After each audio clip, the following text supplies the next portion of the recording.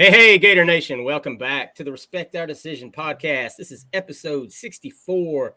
And of course, it is Florida Georgia week, guys, down there in Jacksonville. Big time weekend for the Gators and a big time game.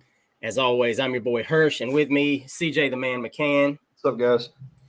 And the hype man Wes couldn't be with us tonight, guys. He has a family emergency, and we do ask if you are a praying kind of person, send up a prayer tonight for Wes and his family. They could desperately use it with some stuff they got going on. Not going to go into details any further than that, but just keep him in your thoughts and your prayers, and he'll be back with us next week. So with that being said, guys, before we jump into it, as always, make sure you go out, download us wherever you get your podcast from. You're not going to want to miss this episode. Got a lot to talk about. And if you're checking us out on YouTube, this is your first time visiting the channel, or you visited a couple times, you've been on the fence, man. You're like, I don't know, maybe not. Maybe go ahead this time, hit that subscribe button, drop a like on the video, and give your score prediction for Florida, Georgia in the comments below, guys. We look forward to seeing all the varying opinions on how this game might go down. And before we jump into it, guys, we just want to say one more time, guys, if you would, check us out on our Patreon. Respect Our Decision, guys. Please support us there as creators if you can. If not, we understand that, man. We all got bills to pay. We all got things going on in life. Every dollar we make from our Patreon goes to keep this show going. We appreciate you. Thank you as always. Thank you for all your listens and engagements. We appreciate it. All right. Let's jump right into it. Before we get to Georgia, Florida, though. Florida, Georgia. Excuse me. I said it wrong. Somebody's going to eat me up in the comments because I did that. Right. I live in Georgia, guys. It's hard for me sometimes just because of that. Yeah, it is. I'm Ray Charles. Georgia is always on my mind. You know how it is. The Gators got a win on Saturday. Hirsch, the Gators didn't play on Saturday. You know what I'm talking about. The Gators already get a victory over Georgia and Florida State in the same weekend, and Auburn and Miami, if you want to include them just for pettiness, as big-time defensive line recruit LJ McCray from Daytona out of Mainland High School commits to the Florida Gators. Guys, this is an absolutely huge commitment for Billy Napier, Coach Chaos, Armstrong, all of that. Man, number 57 overall on the composite. I don't think that even tells the whole story because Rivals has him ranked ridiculously low right now. Think Jamonta Waller in 3, except, LJ McCray meets all the measurables. You can't say he's too short, 6'6". You can't say he's too light, he's 260. I'm sure next time they do a rankings. Yeah, Rivals waits later than everybody else. They wait until after their entirety of the senior season before they do re-ranking. So it's not that they just don't. That's just how they. You're looking at a kid that just recently in 247 jumped up top 10, on 3 top 10. So this is a kid that is dramatically on the rise. Now he's committed to Gators. I know a lot of y'all are going to be saying, "Well, he's about to drop now." But hey, regardless of all that, we know what happened. We know this cannot be understated, guys. This is big boy recruiting at an elite level to get this prospect. Florida State thought they had him.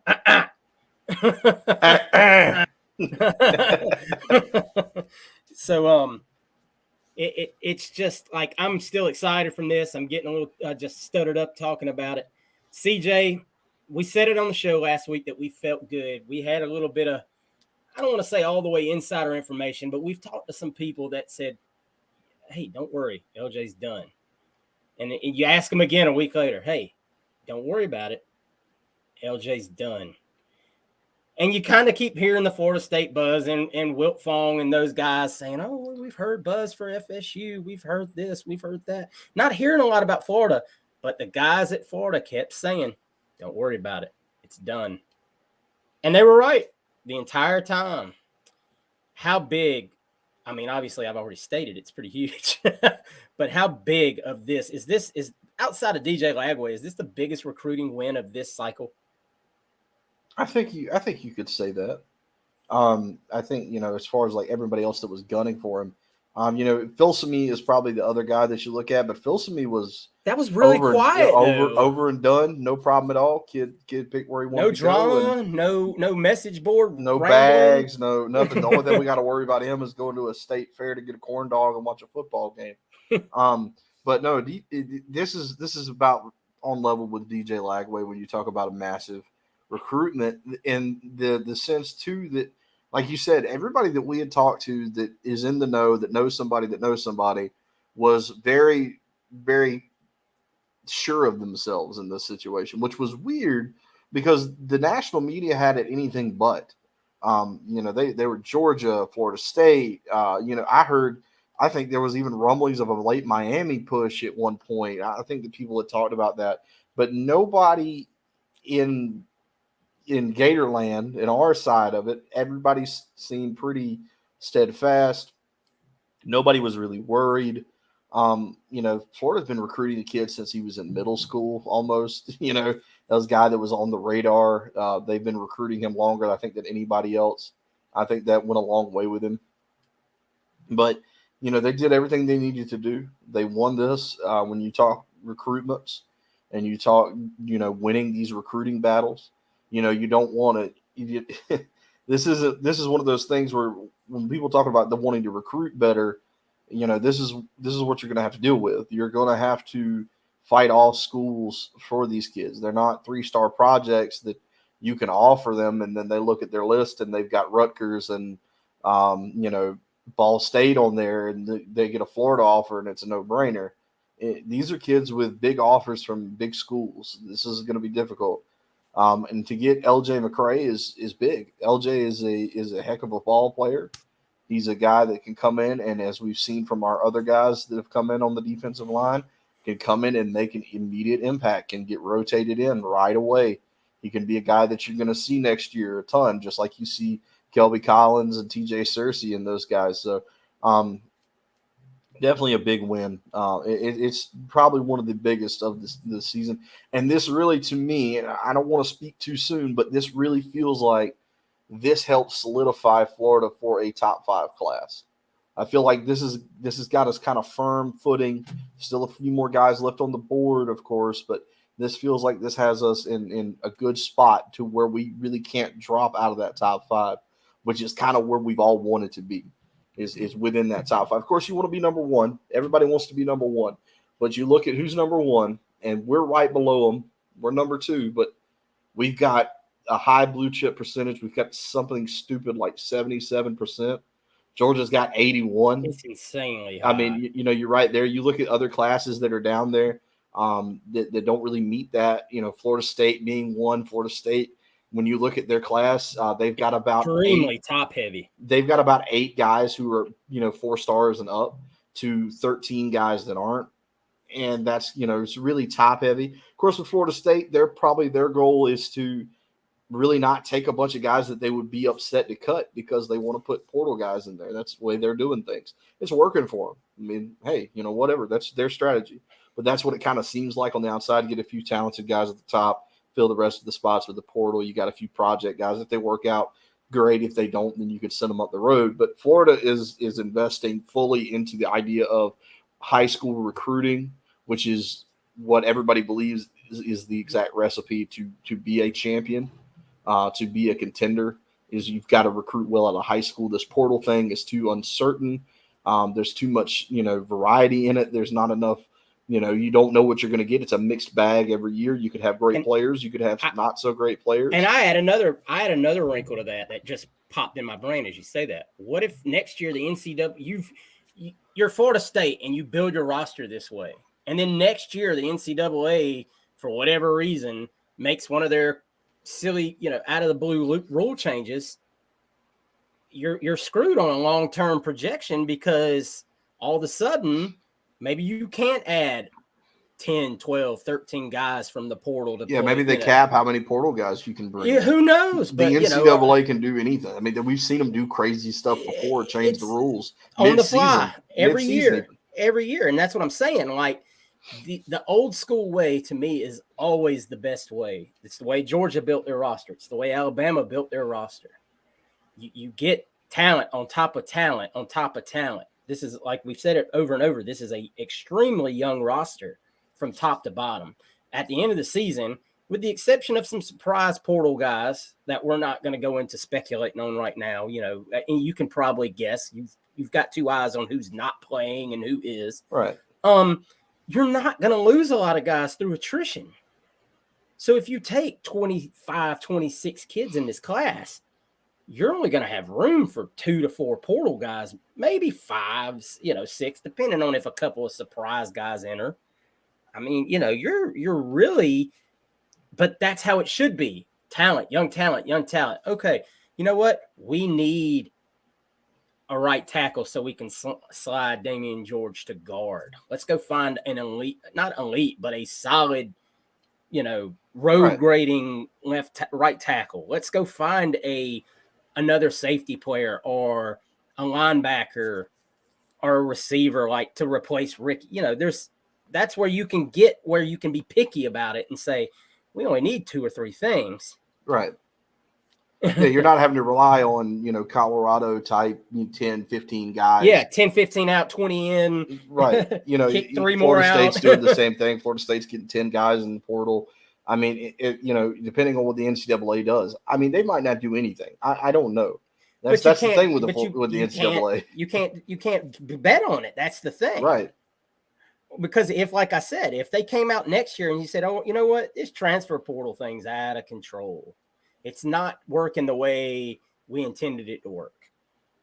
And they say, all right, like you said, say this is a very theoretical thing, guys. Mm-hmm. We're not, don't, we understand that they might not do any of this stuff. We get that. We're just saying there's big ifs here in this strategy.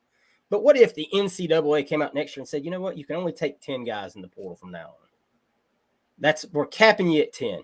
Very theoretical. We're playing make-believe here on the Respect Our Decision podcast. In Florida State, Mike Norvell and company's like, God dang, well, we didn't sign enough talent to account for that. We're expecting to take 13, 14 kids in the portal. Yeah, obviously, a lot of this is just, make-believe. But Billy is prepared for something like that because Nick Saban, Kirby Smart, obviously prepared for something like that. Ohio State, you've recruited, and you've just filled your stopgap holes until maybe that young guy that you don't think is quite ready yet. Right tackle, go back to right tackle. Caden Jones, we really think there's a lot of future for Caden Jones, but he's a 2-year project. Going to bring in a 1-year guy, right tackle, slide George to right guard, theoretically. And hey, we're rocking and rolling. Right. And it makes it where you don't have to spend as much time researching all these portal guys too. Like, you're not having to go out and look at 30, 40, 50 guys in the portal because you're only going after 4 to 5 at max anyway. And to me, that's just a much better blueprint for success, especially in a long-term rebuild like we're doing, because you've seen it, man. You talk about LJ McCray and what he probably saw with Florida that he may not have seen with Florida State and Georgia. Georgia, it's talent on talent on talent. He probably won't see the field next year or the year after. You brought up this about Florida State in the chat where we talk every day. He goes Florida State, and they bring in a transfer. He sits behind him. Well, who's say they don't bring in another transfer the year after that?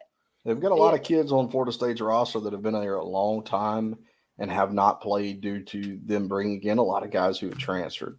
That's just the nature of what they're doing. And again, Florida State's winning. What they're doing. Nothing about their season this year. I'm not saying anything that they're doing is wrong. I'm just saying it's different. And so you look at it, is it the way that I would do it? No, but that's what's working for them. Different strokes for different folks.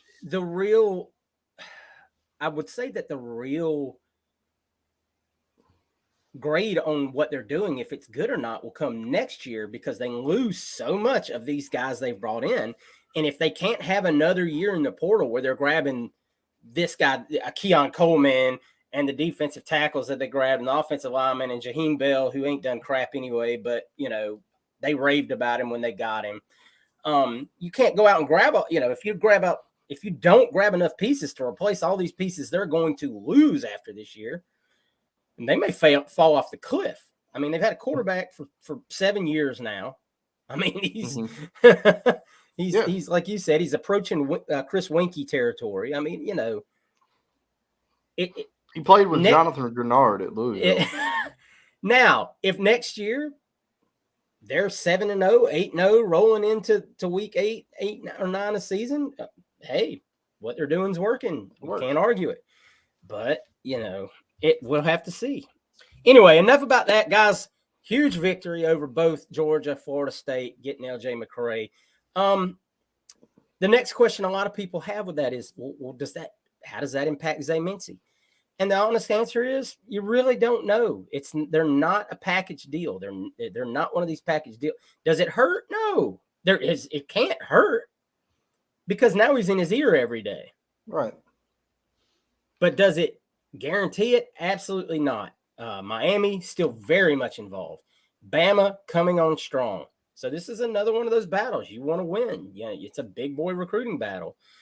Hey, stay in Florida, be part of what we're building. Go chase bags at Miami, or go be, you know, part of what about Alabama's always been at Alabama. I can't, you know, and you can't almost ever fault anybody for going to Alabama. But another big, you know, hey, it's on to the next, as they say, you know. All right, can't celebrate one recruiting battle too long because you got to move on to the next.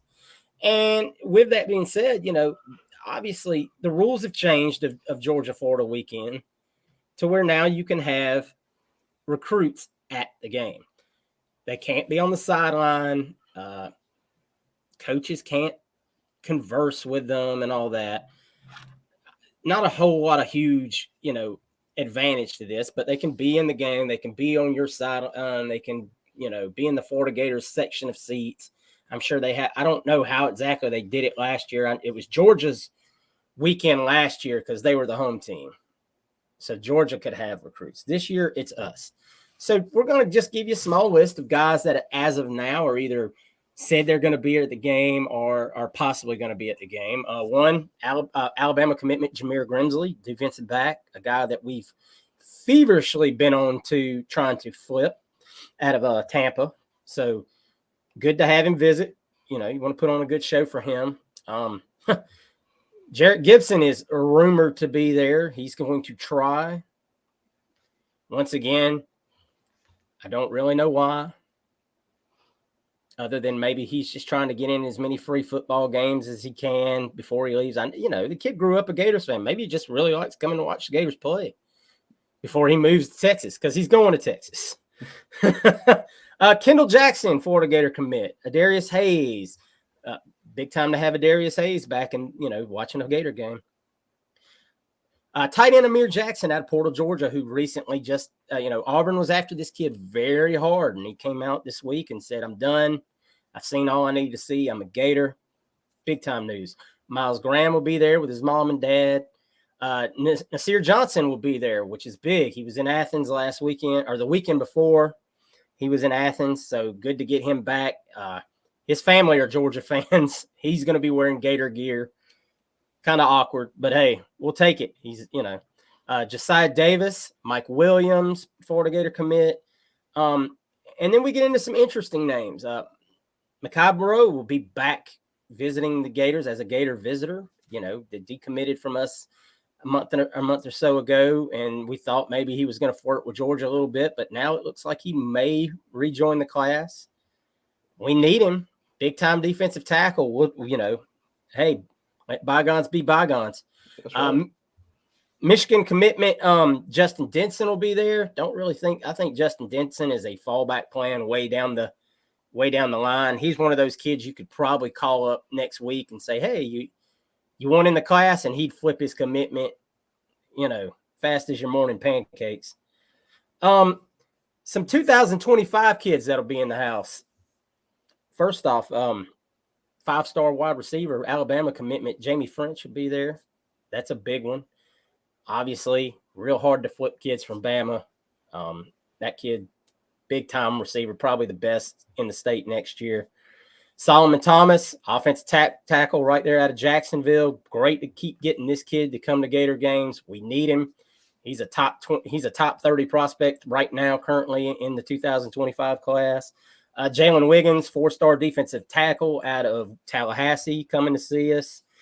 4-star safety Hilton Stubbs coming to see us out of. He's also out of Mandarin High School, same high school as Jamie French, and safety Devin Jackson out of Winter Garden will be there as well. And those are just the names that are on the plate right now. There's supposed to be a lot more, but you know how these things kind of roll out slow in the last minute. Some kids don't want it to be known they're coming to Gators games. I think there's, they're trying to get Robinson maybe to visit again, the defensive tackle committed to Texas. But, you kind of got to play wait and see with that.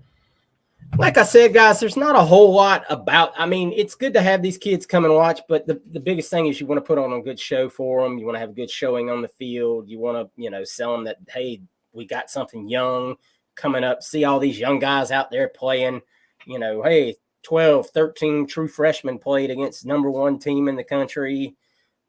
And we put on a good show for you. It's what you can hope for. So with that being said, guys, let's talk a little Florida-Georgia weekend. At least we've maybe moved away from the must-win. It seemed like every week somebody threw the moniker of this is as close to a must-win game as you can have. I think this week, I don't think anybody's going to be saying this is a must-win game. I hope not. I've watched all the talking heads in the last few days. I watched Josh Pate a little bit earlier talk about this game, and I really like what Josh Pate had to say about it. And that is, depending on where you look at, we're a 14.5, 15-point underdog to Georgia. And he just doesn't see it. And you know what? I don't either. I've watched, and due to my wife being a huge Georgia fan, yes, I'm saying it out loud again. I've watched pretty much every minute of Georgia football this year. And I know, CJ, you've watched a lot too because we've commented on it. We've been watching during the game. Wes is real big at saying, oh, look, Georgia's losing. They're going to lose. And we let halftime get here, and then we'll talk about it. The Auburn game was a big one. He thought it was over against Auburn. And I was like, let them get to halftime, and we'll see what happens. And they came out of halftime and did what Georgia does. I really got a feeling that now with Brock Bowers out for this game, it's going to be interesting to see what Georgia does on offense. Obviously, they've got talent. We know they've got talent across the board. The biggest thing is can we finally find a way to get some pressure on the quarterback from the defensive standpoint, obviously, and cover routes at the same time. But if we could get some pressure, it'd make that coverage a whole lot easier on the back end. CJ, I want to start with this. What do you foresee as the defensive approach that the Gators and Austin Armstrong are going to take in this game? I mean, I'd like to say, I think there hasn't been Georgia, as far as like Carson Beck being pressured against non-blitzes, it's almost like non-existent. When the team doesn't blitz against Georgia, they're not getting any pressure on Carson Beck. He's able to just stand and throw. So you feel like you've got to do that. Like you don't have a choice. You've got to find a way to get pressure on him somehow. I will say too, Georgia not having Brock Bowers, early on in the season, they were struggling a lot when they weren't using him. Like Mike Bobo being there now, it was almost like he didn't remember he was there, or what have you. But Georgia was in a lot of closer games than they should have been, just because they weren't really throwing the ball to Brock Bowers. Now, on the other side of that, too, Lad McConkey was injured in the first half of the year as well. Now he's back. Now Brock's injured. So I expect Lad McConkey to be the bell cow for Georgia. I think their running backs have not been super duper impressive, not up to what we expect from running backs at Georgia. the way our defense is played against the run game, they'll probably look fine. I mean, they're talented guys. We haven't done a lot to stop the run this year. But they've got guys there. They've got Delp, who's a good player. Jack Saint is another guy who's a good player. They've got guys for sure, but McConkey is the guy that I think Georgia's going to run that offense through. I think they use McConkey in a similar way that we use Eugene Wilson, as just a kind of a guy to get it in his hands, let him make plays. I'm not. That's just their safety blanket player. I think if you're going to beat them, that's the first thing you need to do. You need to find a way to at least slow them down using Ladd McConkey, because that guy's tore us up. I mean, he's a heck of a ball player. Kid's just a gamer. He's one of those kind of guys with like a motor.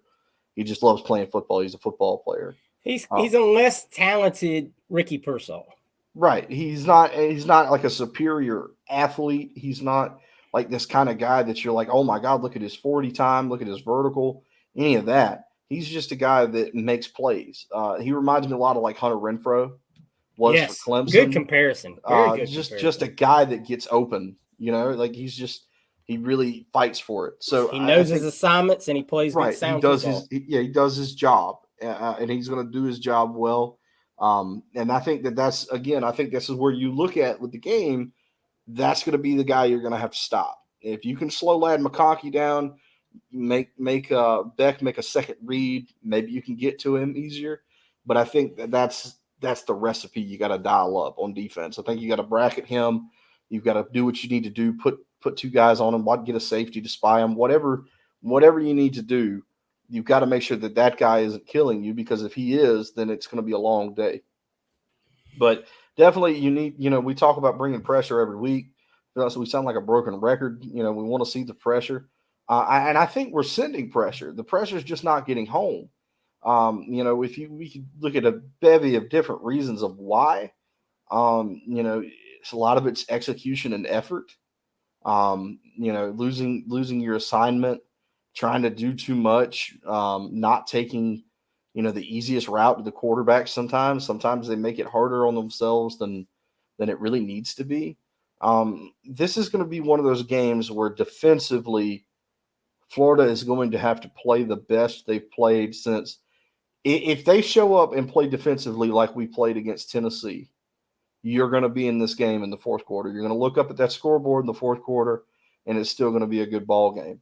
And I think that's what you're going to have to do. These guys are just going to have to show up. Maybe with the bye week, we've got some guys with some nagging injuries that have finally kind of calmed down a little bit. I don't know, but that's the hope, is some of these guys have had time to rest. We were pretty banged up in a lot of positions, just wear and tear. This is your time to, take a week off to come up for air. And this is it now. That's your last chance. So the rest of the year, you're going to be grinding it out. So definitely want to see what we look like health-wise coming out of the bye week. Well, that being said, the depth chart just released, and it's pretty clean as far as the injury report goes. Caleb Douglas obviously still out. We knew. Right. Chicka Bowman still out. We expected that. Jonathan Odom out. And other than that, everyone's in. Kingsley starting. We'll have to see how it goes. But now that would make, golly, he hadn't played since Kentucky. So that's a good month's worth of rest he's had on that ankle. So he's as strong as he's probably going to get at this point. Right. So you're looking at your offensive line intact. You're looking, obviously, hey, is Devin Moore ready to go? Who knows? I can't answer that. Only Devin Moore's body can answer that, I guess. Hopefully he's had cryotherapy for 2 weeks. But yeah, we knew that's a guy that could make a difference if he's healthy. Yes, absolutely. Because you're going to need your safeties to play the best game of the season because of what you said. There's some speed guys in there, obviously. Ladd's going to do his job in the middle of the field. He runs incredibly good routes. He'll be the go-to guy. He's a guy that you're going to want to put Jason Marshall on probably. And Jason Marshall's going to have to play, man. He's going to have to play a great game. Castell's going to have to play a great game. Mitchell, if he's starting at safety, is going to have to play a great game, and I'm assuming he is. I didn't even look. Yes, Miguel Mitchell listed as the starter, Bryce Thornton backing him up. And it's probably going to be an either or. If you're not getting the job done, next man up. But, I mean, I go back to it, man. I'd really like to see some pressure in this game early and often. Get some shots on Beck. And no, I'm not hoping for him to get injured or anything like that. Beat him up a little bit. You know, I mean, you don't ever want the guy hurt where he can't play, but you want him beating him up. You want him feeling it. You want him panicking that, oh, is number one coming on my backside here? Pause. Whoa. You know, but that's the kind of things you're gonna need. And look, as I convert to talking about the offensive side of the ball, it seems every year, whatever Kentucky does, Kirby Smart goes, you know what? I'm going to take Stoops' game plan there, and I'm just going to use elite athletes to make it better. And that's what we've seen the last few years. So I wouldn't be surprised at all. And Josh Pate, you know, he said kind of something very similar to this. You know, hey, the lazy take of this would be just to run the ball. Because, you know, Kentucky was able to, and they didn't, you know, Georgia obviously has a better offensive line than Kentucky. So you're going to have to man up. Defensive line is going to have to play good. Linebackers are going to have to fill their blocks, their gaps, and get off blocks, not get caught up and let the gaps just blow open and a guy run 20, 30 yards down the field. Because if you can keep Georgia from doing that, you're in a much better situation. So let's talk about offense for a second. We have seen this offense, especially even since the Kentucky game, increasingly evolve. You've seen more and more different plays kind of run, new variations. And I think with even an extra week for install, you'll see even more of that. And that's a good thing because, you know, you go back to talking about, well, looking at what Kentucky did and expanding on that. Well, since then, we've gotten a little different on offense. You've seen a lot of new wrinkles. You've seen Boardingham become a much more, you know, intricate part of the offense. You've seen Trey Wilson, who didn't play much versus Kentucky, becoming, you know, where's that guy going to be? And you have to account for him. And that's things we have not been able to throw at Georgia the last couple of years that I think makes a big difference. And that with Graham Mertz being very protective of the football. But all those things being said, the offensive line is going to have to play their best game of the season, or all of that is for naught. Because once again, and I keep harping back to it, but it is what it is. Georgia's level of athletes is better than what you've seen so far. So you're going to have to be prepared. This is like playing Utah basically all over again, except even better athletes, but soundly coached, disciplined. They're going to play their assignments. You're going to have a really good game plan for this. And I can't wait to see what Billy and company have dialed up that maybe we haven't seen. I just hope they don't try to get too, you know, fancy. We've seen in the last couple games them, you know, getting a little bit fancier than we would like in some situations. What do you think we're going to see, CJ? Again, it's just going to come down to the offensive line. Somebody's got this is where the game will be won or lost. They have got to get a fire under their ass to go into this game. If you can't get up for this game, then I don't know what you're doing. Like, I don't know why you even here. This is the one. Emotion can do crazy things to a football team. If they could convince themselves emotionally and like really get involved with that, really get to the point where they're like, we are going to play the best we've played all year, the offensive line could do a better job. They've got to be just absolutely fired up to play this. I don't know any way around it. You've got to get emotionally invested here. The offensive line has got to say, damn it, we're not going to get run over again. They're not going to run us over because Georgia will do it. Georgia will certainly run you over. They've got guys all over the place. They've got great defensive linemen. They've got great linebackers. Their front seven is best in the country. I mean, they're talented. Yeah, and great safeties. and I understand we're not out athleting Georgia. This is going to come down to you gotta step this up. You've got to really get convinced you want to play this game.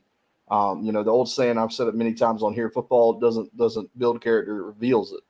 So you really got to show what you're made of here. Um, Offensively, I'd love to see us be able to run the football. That's one thing that's so hard to do against Georgia is run the football. Um, we saw Auburn try to do it. South Carolina tried to do it. Kentucky failed at it. They couldn't run the ball. That's really, and I don't know exactly what the game plan is going to be, but I'd like to see us use some of the short passes, to the left and to the right to really open up the middle a little bit more to let us run the football. I feel like that's the only way you're going to be able to run the ball against Georgia. It's kind of backwards. Usually you talk about using the run to open up the pass. I think we're going to have to use the pass to open up the run. I don't see any other way because I don't think you're going to come, out on that football field rip roaring. And, as talented as we have running backs, Montrell Johnson, Trevor Etienne, those guys are not going to just bash their head into Georgia and move them out of the way. It just ain't going to happen. I'd like to see Montrell Johnson continue what he's been doing, really putting his shoulder down, running over guys. Montrell tried to get a little cute there early in the season, and it's just not the kind of back he is. And I think that's one thing he needs to do is just really be the power back, really try to muscle his way. You got to beat up that defensive line. That way you can come back through with Eugene Wilson and you can come back through with Trevor Etienne and let those guys use the flash and dash stuff to really start to gouge them after you beat them up. So there's a lot of different ways to go about it. Ricky Pearsall, of course, is going to be the guy. He's going to be super involved. Kirby Smart talked a lot about Ricky Pearsall in his presser. He talked a lot about Graham Mertz in his presser. They have really, you could tell by the way he talks, they've got a lot of respect for those guys. And that means their defensive game plan is going to treat them like a big deal. So this is going to be a big test for these guys. Offensively, you're just going to have to go into and I think this is just the whole game. If you lose, okay, everybody's pretty well expecting you to lose, but you ain't got nothing to lose in this situation, really. And nobody's thinking nothing's on the line here.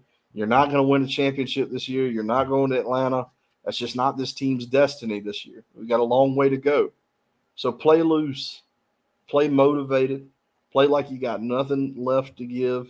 This is it. This is your football game. Go out on that field and just absolutely play like you're never going to play another snap of football. This is all that matters. I think that's the only way you can beat Georgia in this situation. You've got to show up and really give a damn. Absolutely. You couldn't put that any better. This is one of those games where, to me, this is the most important outside of Florida State. Obviously, the Florida State game is a whole different level, but you can really show the progress you're making.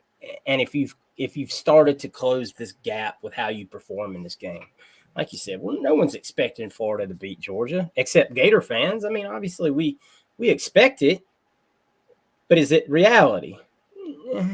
No, not really. Or we wouldn't be a 15-point dog. Vegas, if Vegas didn't know better, Vegas ain't putting out lines like that for their health because they like losing money. But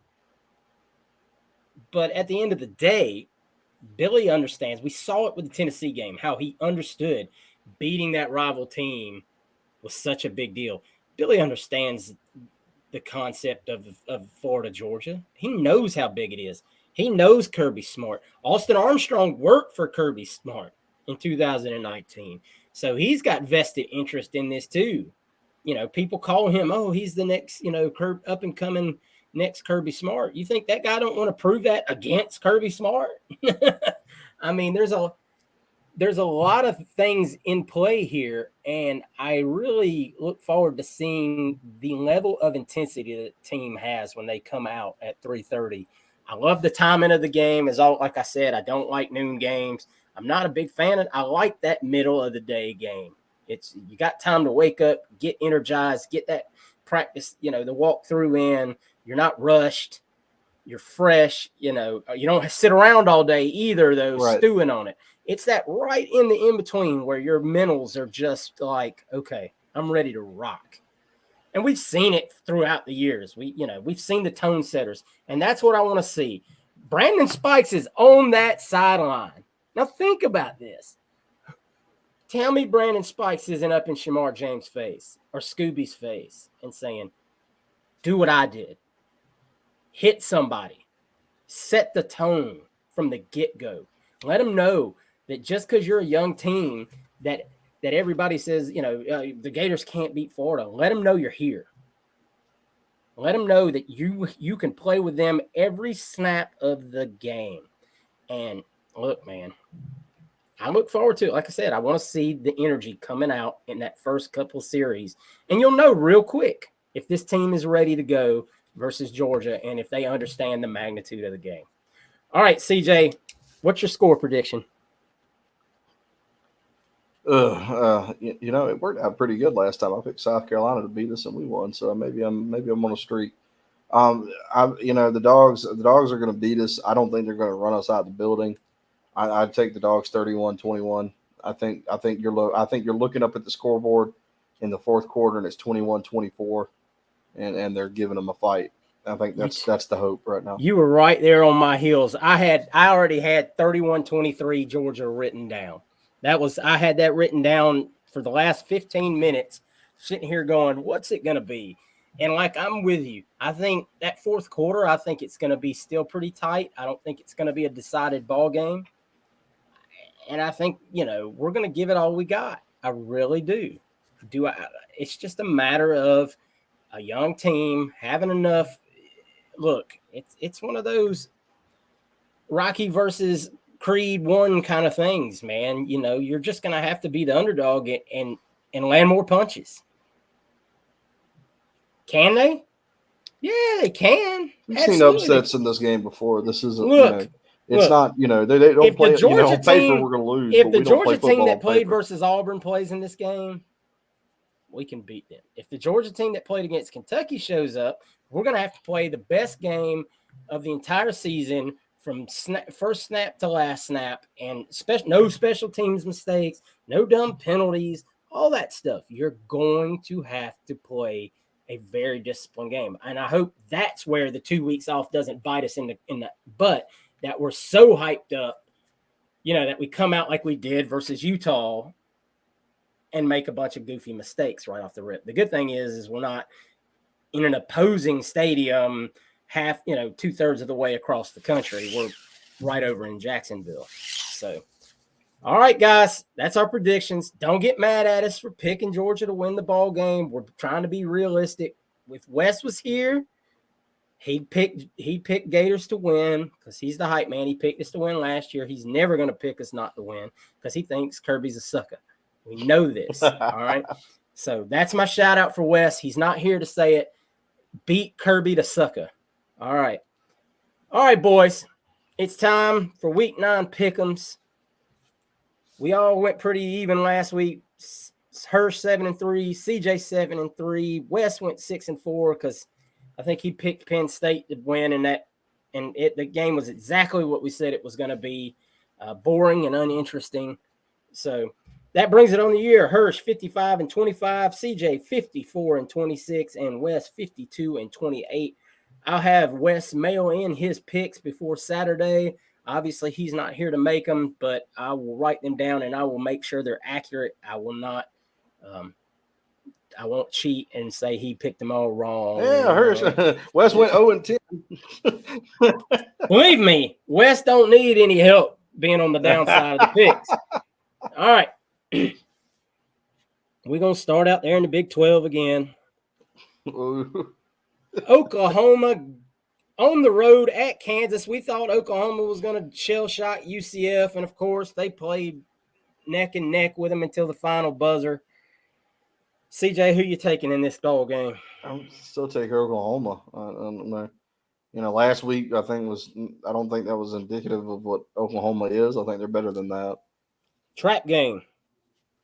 No, I think it was probably just a letdown from the Texas game. Honestly, after Yeah, a no, game like that, I think that's definitely real. yeah, I'm going with the Sooners on this one too. I can't. I know it's a road game, but I think once you get popped in the mouth like that, good teams respond, and I think they're a pretty solid football team. All right. Staying in the Big 12, BYU travels to play at Texas. Texas didn't look all that impressive either. I don't know what's going on out there. Those guys are just, the same old no defense Big 12.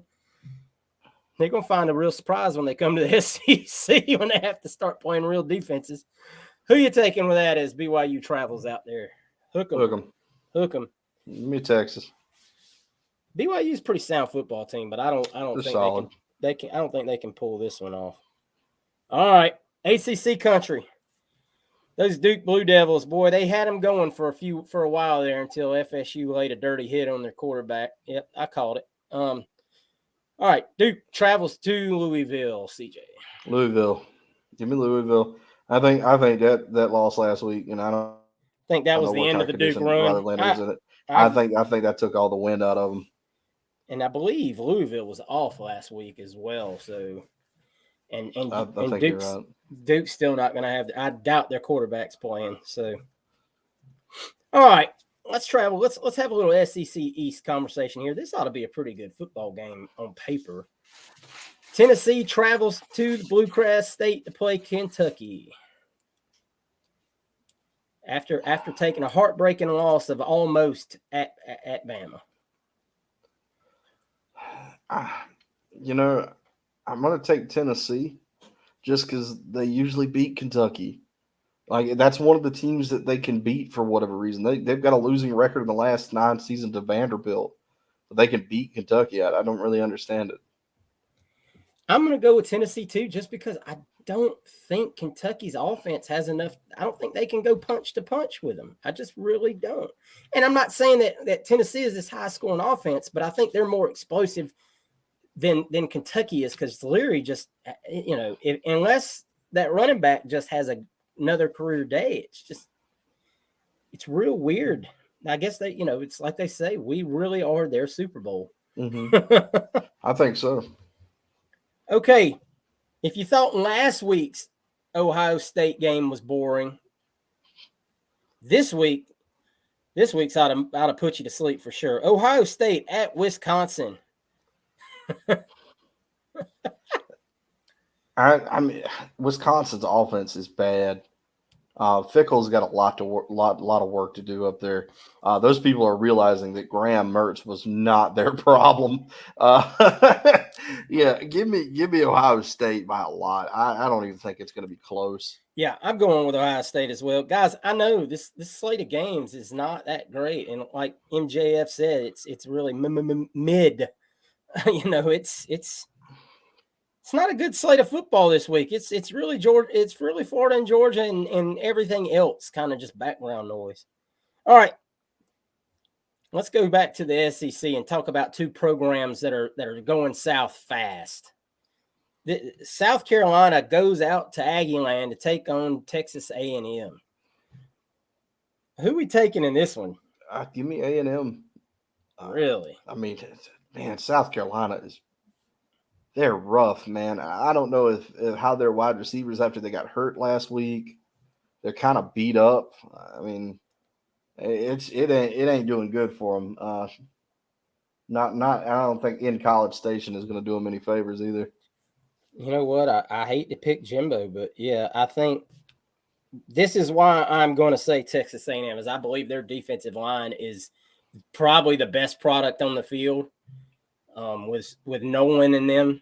And I think obviously South Carolina's offensive line is so terrible that and their defense isn't great. I think Evan Stewart can get behind them and make a play. Oh, absolutely. I mean, you saw what our guys were able to do. I know Evan Stewart's got the talent, but like I said, South Carolina's offensive line is so terrible. It wouldn't be surprised if he took another 6-7 sacks this week. Shane Beamer's foot's going to hurt.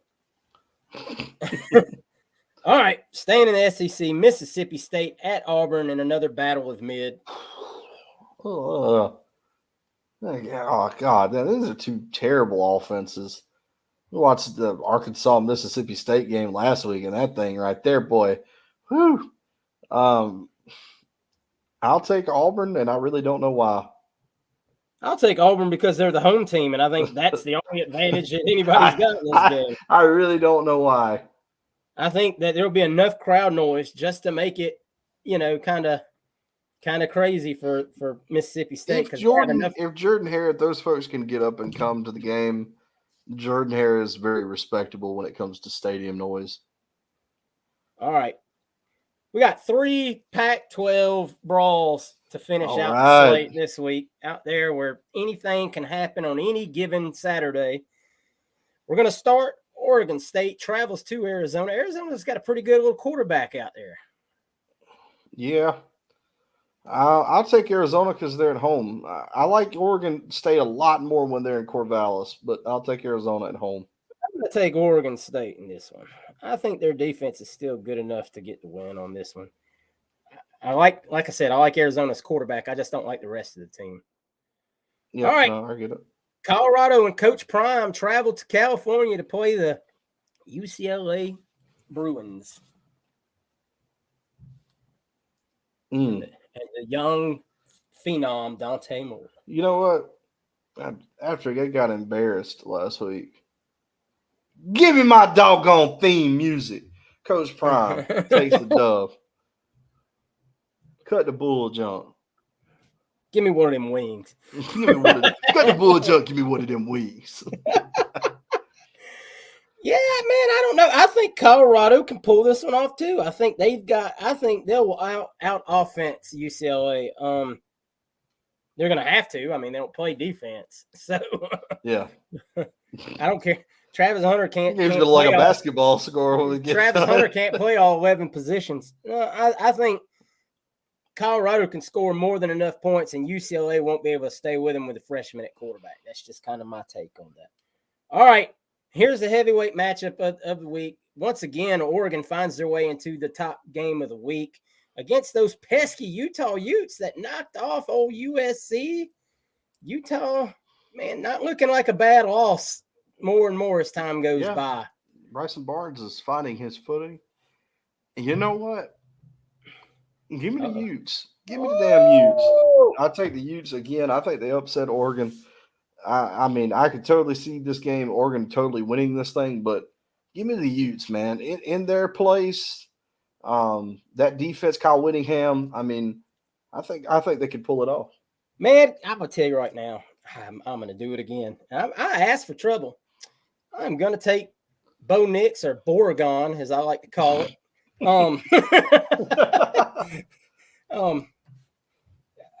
I hate picking against Utah because I need Utah to win, make our daggum schedule, look even better. But no, I think Oregon pulls this one out. I think Utah used up a lot of their credit last week to get that win against Caleb Williams and company. But hey, without their starting quarterback, who they declared now is not even going to play this year, it's been a wild season for Utah to be as good as they are. And like I said, that opening week loss don't look near as bad now as we thought it did at first. Considering we were right in that game, if you take away a couple of the gaffes that we had there. But you can't do it. It is what it is. We move on. That's our picks for the week, guys. Your picks may be different. Your picks might be the same. But hey, don't place no money on it. Promise. All right, guys, that's going to do it for this week's episode, man. We appreciate you all coming, hanging out, listening to our breakdown of Florida Georgia week, listening to us go on and ramble about LJ McCray. It's been a pretty daggum good week for the Florida Gators. Hopefully it continues on into the weekend. Hopefully the boys go down there and do us all proud and themselves proud. Win, lose, or draw. No draws, but whatever happens, guys, let's just be civil about it, man. I know if you look at it, it hurts. If we lose to Georgia, it sucks. If we win, it'll be even sweeter to be the team that maybe knocks off the number one, then maybe Florida State or somebody rises up and we can beat them at the end of the season. That's right. We're going to beat the number one team twice. Yeah. Come on. Come on, Billy. Let's baby steps, guys. Baby steps. You know what? We've seen progress. Like I said, I just want a fun, entertaining game. I want to see us compete with the number one team and see that we are on schedule to what we think this team is supposed to be. So that being said, guys, CJ, you got anything before we leave? Nope. Just thank you guys so much. Before we leave out of here, just make sure you're supporting our friends at Alma Mater. They got the blackout game coming up against Arkansas. A lot of you are going to be there for that. They're selling a lot of the black T-shirts, black hats, stuff like that to get your gear before you go to the game. Everybody's being asked to wear it. So wear black at a noon game. Do your part. I mean, it can't. It's November. How hot can it be, right? No. Just thank you guys so much for supporting the YouTube channel, the Facebook, the Twitter. Keep doing that. Leave your comments below. Give your score predictions. Talk about the Florida Georgia game down below. Keep it civil though, please. Just thank you so much again for interacting with us. Thank you so much for getting the subscriber count over 3,000 on YouTube. I meant to mention that at the beginning. Thank you. 3,000. Thank you guys so much. We've grown so much in just a little over a year now. Doing the Respect Our Decision show on YouTube. You guys have done a great job with that to get us 3,000 subscribers that fast.